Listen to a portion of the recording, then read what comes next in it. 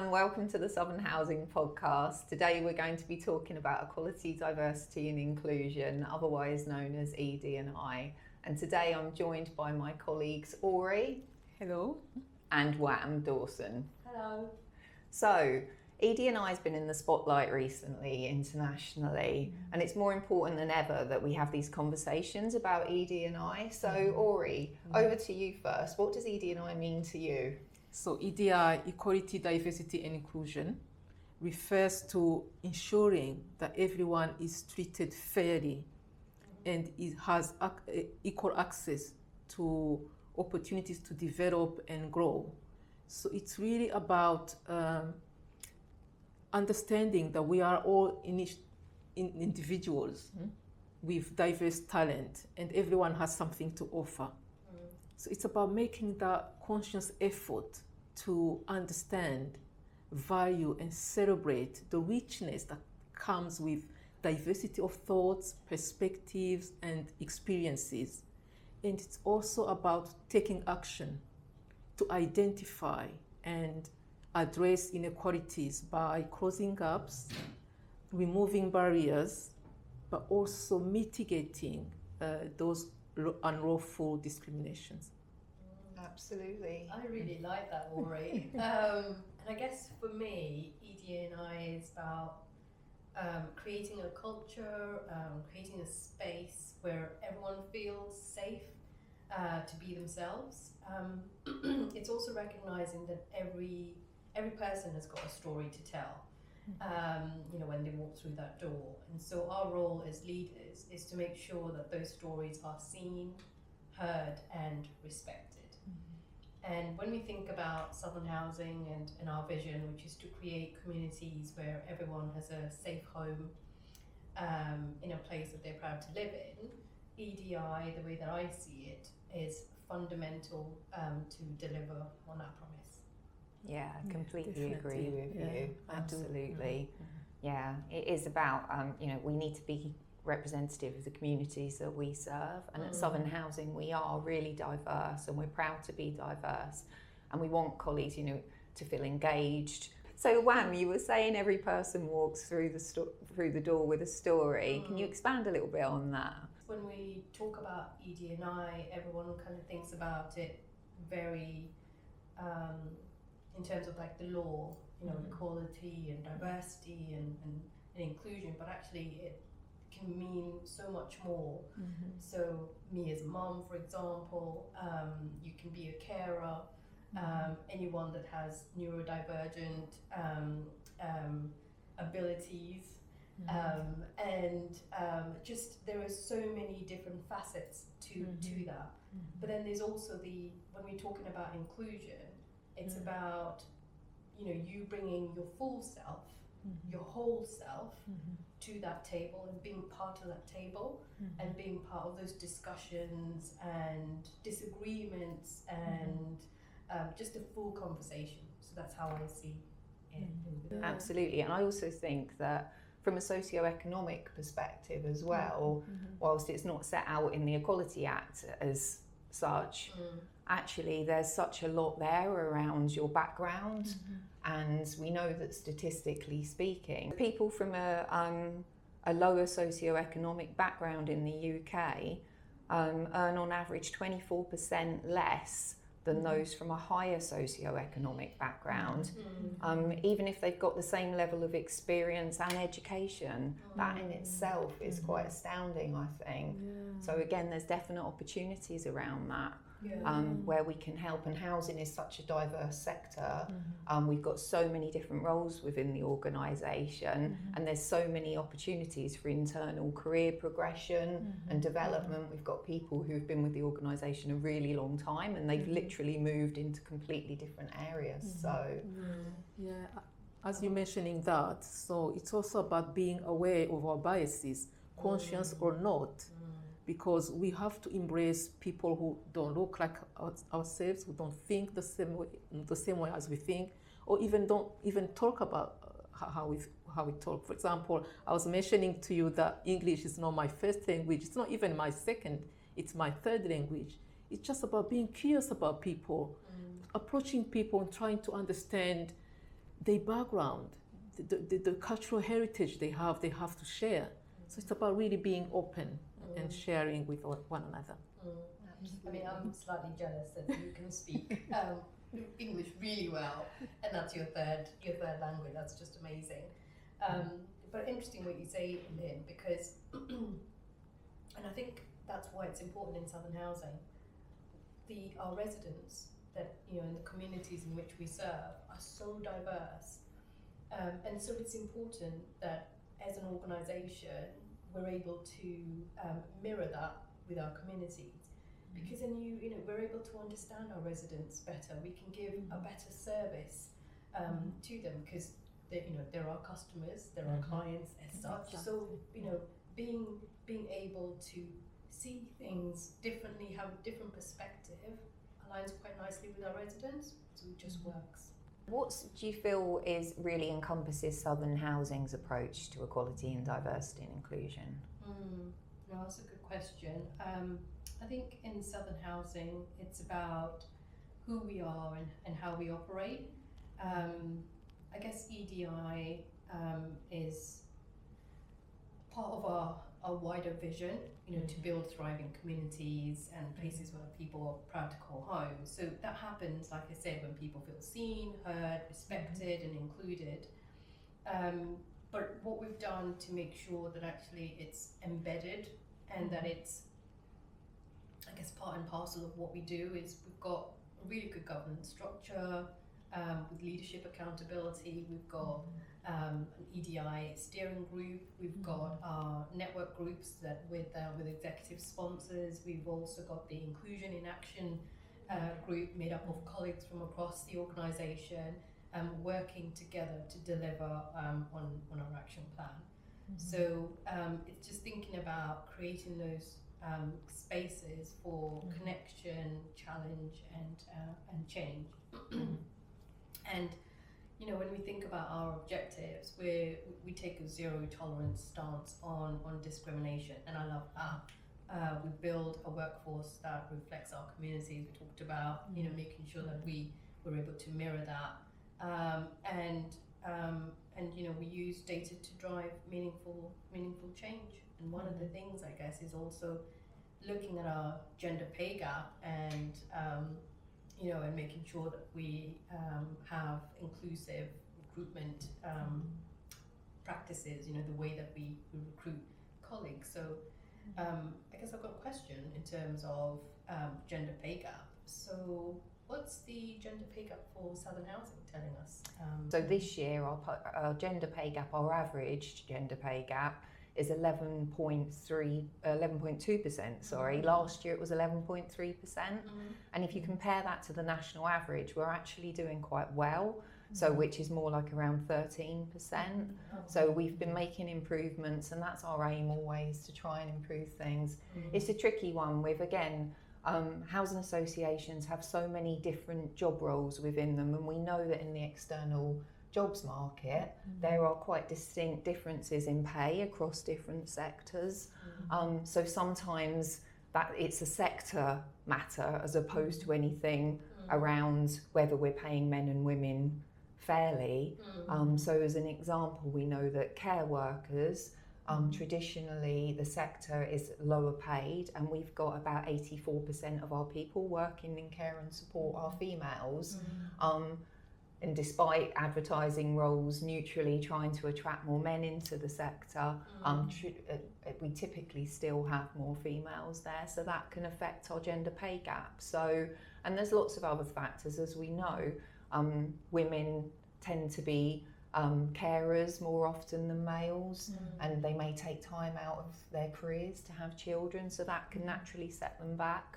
Women also may be less confident in terms of negotiating pay. You see that statistically as well. So so our job at Southern Housing is to make sure we've got an equal and fair platform to ensure that we are paying men and women equally. No, thanks for that, Lynn. You talked about the ethnicity pay gap that we do voluntarily. Can you tell us a little bit more about that? Yeah, so again, we're looking really quite positive in terms of our ethnicity pay gap as well. It's currently, our average pay gap is 4.3%. Last year it was 2.1, so it's adjusted slightly in the wrong direction. However, it's still fairly healthy looking. There is no national data as such because it's not a legal requirement to report on it. So I guess what are our plans? I mean, you've seen, like you mentioned, the ethnicity pay gap has gone up slightly, but the gender pay gap has gone down slightly as well, which is good. But have we got any plans in place to, Improve. Yeah. It's like literally just went up my mouth. Like you all wanted to say it, just. Yeah. So have we got any plans to improve that? Yeah. So there are various plans in place. Predominantly, we need to get our data sorted. I think again, it's typically quite common that organisations are struggling to get data, so we need to reassure our colleagues about the importance of them completing their diversity questionnaires. So we're also doing some work on our people HR system at the moment. So by this time next year, we hope to have much better, credible data. We can provide better reports. And really share the benefits with our colleagues of them submitting to their data. And I know, Aure, you do a lot around data collection. Yes, as you're mentioning, so data is important. It's like what I was mentioning to you. We measure what we treasure.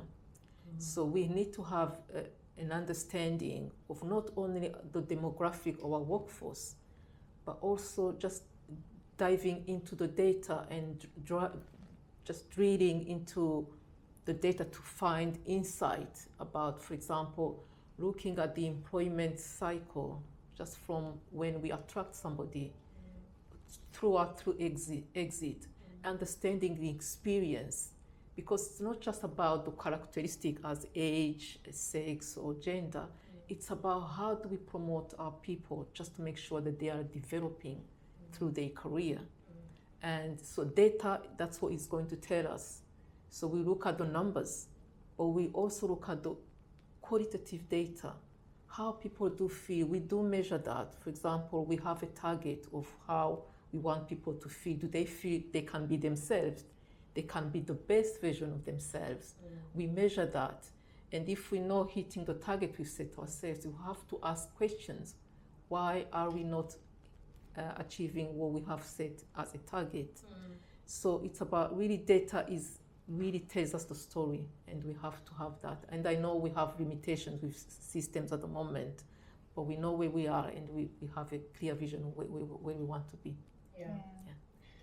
What else is our vision, Aure? What other initiatives do we have in terms of promoting quality, diversity and inclusion and awareness within Southern housing? Yes, so equality, diversity and inclusion is everyone's role if you think about it. It's not a function that operates separate from what we do. It's very much part of what we do. For example, I can give you an example of our collaborative work with the talent acquisition team. We work with them to make sure, for example, our job vacancies are advertised widely to attract and reach out to a diverse audience. So that's how we can attract diverse applicants. And not only that, we work together to review our hiring practices to make sure that they are inclusive. For example, looking at our interview questionnaire, making sure that our interview panels are diverse so that people feel represented when they come to interview. And also adjusting, making workplace adjustment. For example, you mentioned about neurodiversity. Some people may have some additional needs that need to be attended to. So all that are embedded in everything we do, but it's just collaboration and teamwork, and also engaging with our communication team, for example, and our learning and culture team in terms of driving communication campaigns and awareness activities, and engaging with our EDI networks as well in terms of really telling the story and also highlighting the diversity of our workforce, but also inspiring people, because we have to keep the conversation going. We have so that people can really embrace what we're doing. Yeah. So I can give you so many examples. We also engage our senior leaders. You mentioned about they sponsor our EDI network groups. They are part of our reverse mentoring program. They are part of our Inclusion Allies program as well, so that we have that buy-in from the senior leaders as well, and they have to be our role models as well. So we also engage with external bodies, for example, those who really lead on inclusion. We are members for Inclusive Employers, and we also engage with Housing Diversity Network, for example, in terms of delivering our mentoring program. We are part of the Women in Housing, in social housing as well, and other organizations that we really collaborate across just to share knowledge and also to share best practice as well. So those are the examples I can give you, but there are more. Yeah. No, that's really good. It is really good, and they're great examples. And I think in relation to the gender pay gap and what we're doing there to support, as you mentioned, the recruitment side of it is really important, making sure that all of our managers go through mandatory training, so there's no bias in terms of their selection processes. We also have diverse panels, interview panels, so there's lots that's happening in there. And you mentioned WISH, Women in Social Housing, and there's also SCOPE, which is a disability jobs board, because we want to promote and encourage people with disabilities to come and work within the sector. We know that our data shows that we're not representative of the communities we serve in relation to our disability levels. And VICIDA is another one we've also started working with. For recruitment as well, exactly. So lots of really positive stuff, and lots of what you were saying there, Aure, great examples. What do you think, as our ED&I and Wellbeing manager, what do you think is the most important area and the most important initiative that we've taken forward in terms of promoting ED&I and greater awareness within Southern Housing? I think the area we're doing very well is on engagement, because we do run a variety of campaigns just to raise awareness and also to provide that opportunity to learn, because we want to encourage people to be curious, to develop their knowledge around diversity and inclusion. So in that area, we're doing very well, not just to raise awareness through activities, but we also have a number of meetings that we hold just to keep the conversation going, to have this discussion. For example, you mentioned about the Inclusion in Action Group. This is a forum of colleagues from across the business, from different departments. We meet on a quarterly basis to discuss our EDI action plan, for example, to make sure that we've got actions and tasks that we are putting forward to really deliver on our EDI objectives. So in that area, we're doing very well. You mentioned our network groups, and I know they're really popular, and we've got some great activity happening across our networks. Can you tell us a bit more about that? Yes, we have in place 6 EDI networks, but they are all supported by our Wellbeing network group as well.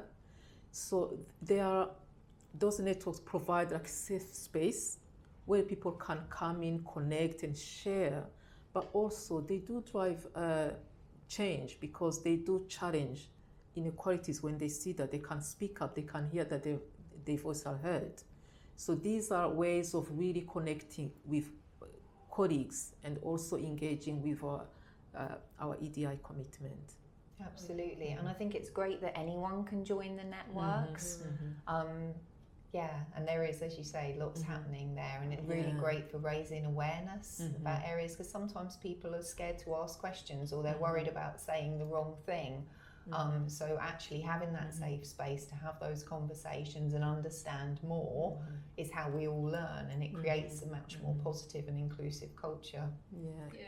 No, I really like that. And I like the fact that you've got 2 co-chairs in each of the network groups, and the way that they lead the networks really well.